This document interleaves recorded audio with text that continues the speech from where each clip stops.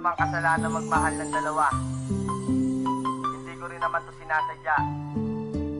Kung pwede ko lamang ibalik ang panahon, sana hindi ko na ginawa yun. Kasalanan ba ng taong magmahal ng dalawa?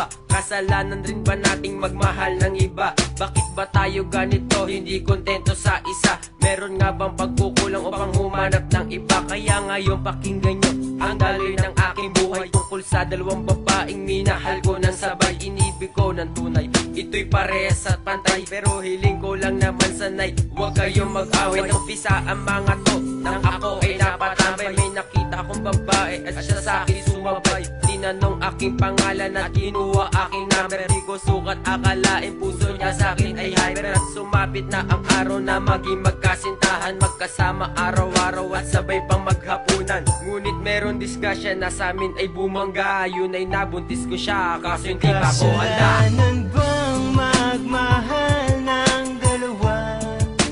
Di ko naman sinasadya. Kung pwede lamang ibalik ang panahon, hindi ko gagawin yon. May dumating na okasyon, birthday ng isa kong pinsan. Nagpunta ako doon at kami ay naginuman. Ang dami mga bisita, kaibigan at mga tropa. Ang dami ring babae at baklang mga paronda. At may tropang dumating, may dala-dalang babae. Ito'y napakaganda, ang pula na mga labi. Yung tuloy ay nabigane, ang isang katulad ko. Agad-agad ang nilapitan, isip ko ay tuliro. At may epekto na ang alak dito sa aking sarili. Di na ako nahihiya at di na mapakali. Palakasan ng loob, agad akong nagpakilala. Ay salamat, buti na lang di niya ako dinedma. Isang tanong, isang sagot, ito na aking banatan. Bumigay na siya, agad di na ako pinahirapan. Di rin sumagi sa aking isip na ako ay may asawa. At pagising sa umaga, doon ko lang ito naalala. Kasalanan bang magmahal ng dalawa? Di ko naman sinasadya. Kung pwede lamang ibalik ang panahon, hindi ko gagawin yon.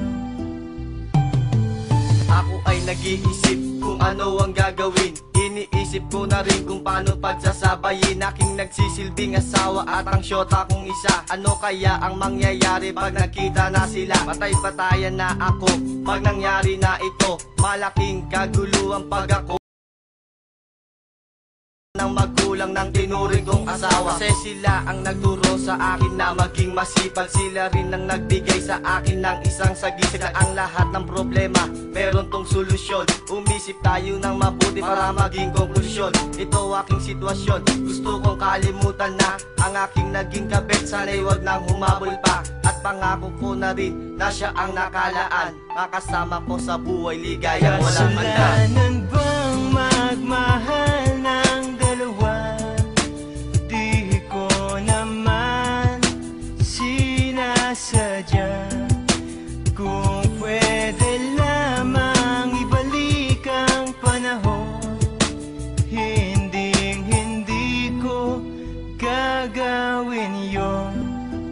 Kasalanan bang magmahal ng dalawa?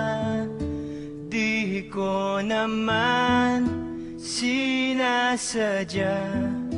Kung pwede lamang ibalik ang panahon, hindi ko gagawin yon.